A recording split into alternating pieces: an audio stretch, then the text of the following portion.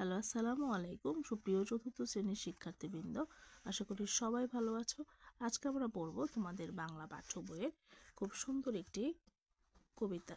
কবিতার নাম নেমন্তন্ন, লিখেছেন অন্নদাশঙ্কর রায়। আমরা এই কবিতাটি পড়ব এবং কবিতাটি পড়ার পর অনুশীলনীতে যে কাজগুলো আছে, শব্দার্থ, শূন্যস্থান, প্রশ্নোত্তর, এগুলোও আমরা জানব এবং কবি পরিচয় জানবো। এজন্য ভিডিওটি না টেনে সম্পূর্ণ ভিডিওটি দেখবে এবং আমার পড়া যদি তোমাদের ভালো লাগে এবং এরকম পড়া যদি তোমরা আরও চাও, তাহলে চ্যানেলটিকে অবশ্যই সাবস্ক্রাইব করে রাখবে, শেয়ার করবে এবং একটা লাইক দিয়ে দিবে। কেমন? তো শিক্ষার্থী বন্ধুরা, পাঠের শুরুতেই আছে পাঠ সংশ্লিষ্ট একটা ছবি। ছবিতে দুটো লোক কথা বলছে, দুজন লোক। তো তারা কি কথা বলছে সেটি কবিতা আকারে দেওয়া আছে। চলো কবিতাটি আমরা পড়ে নিই। তোমরা একটু মনোযোগ হয়ে আমার সাথে অংশগ্রহণ করো। নাম হচ্ছে নেমন্তন্ন, লিখেছেন অন্নদাশঙ্কর রায়। আচ্ছা, নেমন্তন্ন কথার অর্থ কি? নেমন্তন্ন হচ্ছে দাওয়াত দেওয়া। এখানে যেহেতু দুজন লোক কথা বলছে, তা একজন প্রশ্ন করছে আর একজন উত্তর দিচ্ছে, ঠিক এরকম কবিতাটা। একজন বলছে, যাচ্ছ কোথা চাংরি পোতা, কিসের জন্য? নেমন্তন্ন। বিয়ের বুঝি? না বাবুজি। কিসের তবে? ভোজন হবে। শুধুই ভোজন? প্রসাদ ভোজন। কেমন প্রসাদ? যা খেতে স্বাদ। কি খেতে চাও? ছানার পোলাও। ইচ্ছে কি আর? সরপুরি আর। আহ কি আয়েস? বাবরি পায়েস। এই কেবলই? ক্ষীর কদলি। বাহ কি ফলার? সবরি কলার। এবার থামো, ফজলি আমো, আমিও যাই না মশাই। চলো অনুশীলনী থেকে কবিতার মূল ভাবটি আমরা জেনে আসি। অনুশীলনী 1 জেনে নিই। এই ছড়াটিতে আসলে একটা হাসির গল্প বলা হয়েছে। একজন লোক ভোজন গান শুনতে চাংরি পাতা নামের একটা জায়গায় যাচ্ছে। পথে এক বন্ধুর সাথে দেখা। বন্ধু একটার পর একটা প্রশ্ন করছে আর সে উত্তর দিয়ে যাচ্ছে। ধীরে ধীরে বোঝা গেল ভোজন গান শোনার চেয়ে তার অনেক বেশি লোভ ভোজনে, অর্থাৎ ভালো ভালো খাবার খাওয়ায়। তার বন্ধু সঙ্গে যেতে চাইলেও সে তাকে নেয় না, কারণ বন্ধু সঙ্গে গেলে তার খাওয়া যদি কম পড়ে, এই ভয়ে। 2 শব্দগুলো পাঠ থেকে খুঁজে বের করি, অর্থ বলি এবং বাক্য তৈরি করে বলি ও লিখি। ভজন, প্রসাদ, ভোজন, স্বাদ, সরপুরিয়ার, আয়েশ, বাবরি, ক্ষীর, কদলি, ফলার, ফজলিয়াম, সবরি কলা। ভজন, ভজন অর্থ দেবদেবীর আরাধনা। বাক্য হলো, ও হরিহর ভোজন গানে খুব পারদর্শী। প্রসাদ, হিন্দুদের দেবতাকে নিবেদিত খাদ্য সামগ্রী। বাক্য তৈরি, তিনি মন্দিরের প্রসাদ নিলেন। ভোজন, আহার বা খাওয়া। দেখো একটা পার্থক্য আছে ভোজন এবং ভোজনে। এখানে কিন্তু ওকার নেই আর এখানে ওকার আছে। যেটাতে ওকার নেই সেটা হচ্ছে আরাধনা, যেটাতে ওকার আছে সেটা হলো আহার বা খাবার। বাক্য তৈরি, বিদায় অনুষ্ঠান শেষে প্রসাদ ভোজন হলো। স্বাদ, ইচ্ছা, আমার পাইলট হওয়ার স্বাদ জাগে। সরপুরিয়ার, দুধের সর দিয়ে তৈরি একরকম মিষ্টি। সরপুরিয়া আমি খুব পছন্দ করি। আয়েশ, আরাম, তিনি আয়েশ করে ঘুমাচ্ছেন। বাবরি, খুবই মিষ্টি এক ধরনের খাবার। মা আমার জন্য বাবরি তৈরি করেছেন। ক্ষীর, দুধ দিয়ে তৈরি মিষ্টান্ন। ক্ষীর খেতে খুব মজা। কদলি, কলা, তিনি কদলি খেতে পছন্দ করেন। ফলার, কলা ও অন্যান্য ফলমূল দিয়ে তৈরি করা খাবার। তার ফলার খাবার হয়েছে। ফজলি আম, খুবই সুগন্ধ ও মিষ্টি স্বাদের আম। মামা ফজলি আম এনেছেন। সবরি কলা, এক ধরনের কলার নাম। বাবা সবজি কলা খেতে পছন্দ করেন। 3. প্রশ্নগুলোর উত্তর মুখে মুখে বলি ও লিখি। ক. লোকটি কোথায় যাচ্ছে, কেন যাচ্ছে? খ. এ কবিতায় কি কি খাবারের নাম উল্লেখ আছে? গ. কোন খাবার সে আয়েশ করে খেতে চায়? ঘ. লোকটি কোন কোন ফল খেতে চায়? উ. সে কোন আম খেতে চাইছে? চ. ভোজন আর ভোজনের মধ্যে পার্থক্য কি? খ. লোকটি কোথায় যাচ্ছে, কেন যাচ্ছে? উত্তর. লোকটি চাংড়িপোতা যাচ্ছে ভোজনের নেমন্তন্ন পেয়ে। লোকটি ভোজন গান শুনতে চাংড়িপোতা যাচ্ছে। আসলে তার উদ্দেশ্য ভোজন, ভোজন বা গান নয়। সে ভালো ভালো খাবার খাওয়ার জন্য চাংড়িপোতা যাচ্ছে। খ. এ কবিতায় কি কি খাবারের নাম উল্লেখ আছে? উত্তর. এ কবিতায় যে যে খাবারের নাম উল্লেখ আছে তা হলো ছানার পোলাও, সরপুরিয়ার, বাবরি পায়েস, ক্ষীর, কদলি, ফজলিয়াম ইত্যাদি। গ. কোন খাবার সে আয়েশ করে খেতে চায়? উত্তর.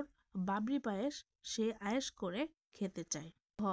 লোকটি কোন কোন ফল খেতে চায়? উত্তর. লোকটি সবরি কলা, ফজলিয়াম খেতে চায়।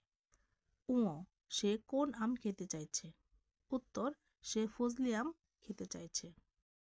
ভজন আর ভোজনের মধ্যে পার্থক্য কি? উত্তর. ভজন হলো দেবদেবীর আরাধনা, অর্থাৎ দেবদেবীকে খুশি করার জন্য প্রশংসামূলক গানকে ভজন বলে। আর ভোজন হলো খাওয়া বা আহার। 4. লোকটি কি কি খাবার খেতে চাইছে তার তালিকা বানাই। উত্তর. লোকটি যে যে খাবার খেতে চাইছে তার তালিকা ছানার পোলাও, সরপুরিয়ার, বাবরি পায়েস, ক্ষীর, কদলি, ফলার, সবরি কলা ও ফজলিয়াম। নেমন্তন্ন সম্পর্কে নিজের কোনো মজার ঘটনা বলি। নেমন্তন্ন সম্পর্কে নিজের কোনো মজার ঘটনা বলি। উত্তর. আমাদের গ্রামে অনুষ্ঠিত হয় একটি ইসলামিক জলসা। এই জলসায় পাশের গ্রামের অনেকেই আলোচনা শোনার আমন্ত্রণ পেয়ে থাকেন। আমাদের ইসলামিক জলসায় যদিও ধর্মকেন্দ্রিক বিভিন্ন বিষয় নিয়ে আলোচনা করা হয়, কিন্তু আমন্ত্রিত কিছু ব্যক্তি জলসায় এসে জলসায় আলোচনা শোনার দিকে মনোনিবেশ করেন না। তারা ভোজনের দিকে গুরুত্ব দেন। সার্বিক বিষয় বিবেচনায় মনে হয় আমন্ত্রিত অতিথিরা ভোজনবিলাসী। এ বিষয়টি আমার কাছে অত্যন্ত মজার মনে হয়েছে। 6. আমার প্রিয় খাবারের নাম লিখি এবং কেন প্রিয় তা লিখি। উত্তর. আমার প্রিয় খাবারের নাম পায়েস। পায়েস অত্যন্ত সুস্বাদু খাবার। এটি আতপ চাল, দুধ, নারকেল, চিনি, বিভিন্ন মশলা, বাদাম আরও অনেক কিছুর তৈরি করা হয়। এটি দেখতে যেমন সুন্দর তেমনি মজাদার ও লোভনীয়। এ কারণেই পায়েস আমার প্রিয় খাবার। এমন শব্দগুলো জেনে নিই। যেমন নেমন্তন্ন অর্থ হচ্ছে নিমন্ত্রণ, দাওয়াত। অর্থাৎ নেমন্তন্ন যে কথা, নিমন্ত্রণ একই কথা, দাওয়াত একই কথা। স্বাদ, স্বাদের আরও হচ্ছে শব্দ একই, অর্থ একই, কিন্তু মানে শব্দগুলো ভিন্ন কিন্তু অর্থ একই। যেমন স্বাদ, ইচ্ছা, আকাঙ্ক্ষা, বাসনা, কামনা। এই 4টি শব্দের অর্থ একই কিন্তু শব্দগুলো ভিন্ন ভিন্ন। বিয়ে, বিবাহ, পরিণয়, শাদী। 8. ডান দিক থেকে ঠিক শব্দ বেছে নিয়ে খালি জায়গায় বসাই। এই যে ডান দিক থেকে শব্দ বেছে নিয়ে এখানে বসাই। ক. লোকটি আয়েশ করে খেতে চায় কি? এটা হবে 3 নাম্বার বাবরি পায়েস। তাহলে কি হলো? ক. লোকটি আয়েশ করে খেতে চায় কি হবে? এই যে বাবরি পায়েস। খ. লোকটি চাংড়িপোতা যাচ্ছে ভোজন শুনতে। গ. শুধু ভোজন নয়, সাথে আছে প্রসাদ ভোজন। ঘ. লোকটি খেতে চায় ছানার পোলাও। বাহ। ও বাহ কি ফলার, এটা হবে কি?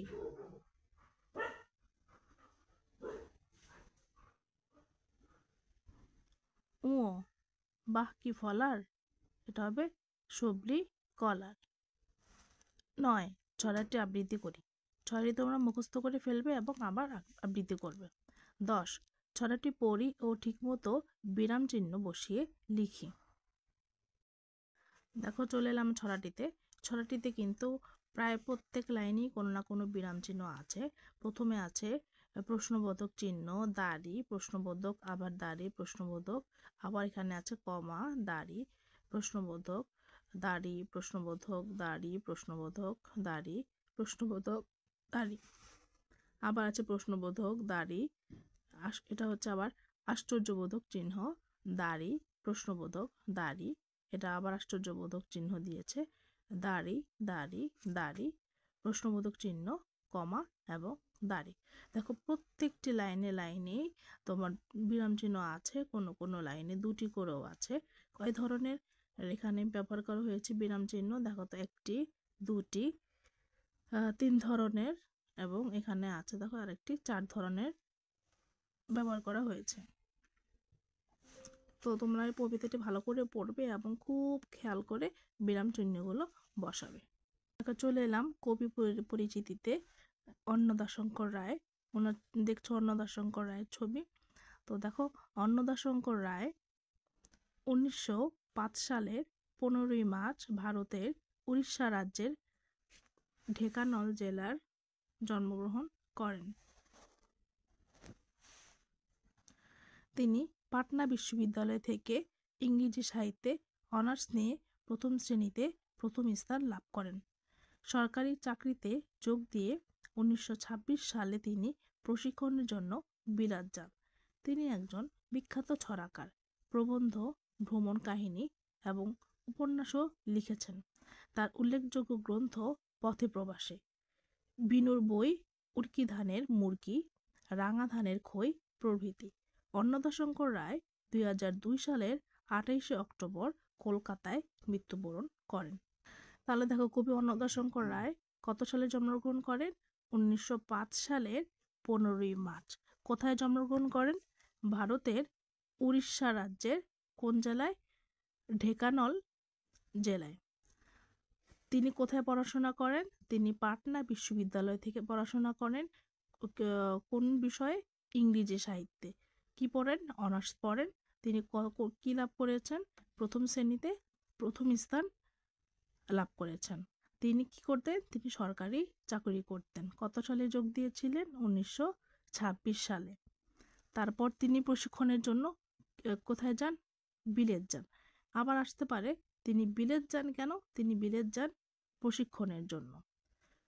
তিনি কি ছিলেন? তিনি ছিলেন একজন বিখ্যাত ছড়াকার। তিনি প্রবন্ধ লিখতেন, ভ্রমণ কাহিনী এবং উপন্যাসও লিখেছেন। তার উল্লেখযোগ্য গ্রন্থ হচ্ছে পথে প্রবাসে, বিনুর বই, উটকি ধানের মুরকি, রাঙা ধানের খই ইত্যাদি। তো এই অন্নদাশঙ্কর রায় মারা গেছেন 2002 সালের 28শে অক্টোবর। তো শিক্ষার্থী বন্ধুরা, আজকে এ পর্যন্ত। আগামী ক্লাসে আমরা পড়ব আরেকটি সুন্দর গল্প। বই পড়তে অনেক মজা। তো পরবর্তী ক্লাসের আমন্ত্রণ জানিয়ে আজকের পাঠ এখানে শেষ করছি। সবাই ভালো থেকো, সুস্থ থেকো। আল্লাহ হাফেজ।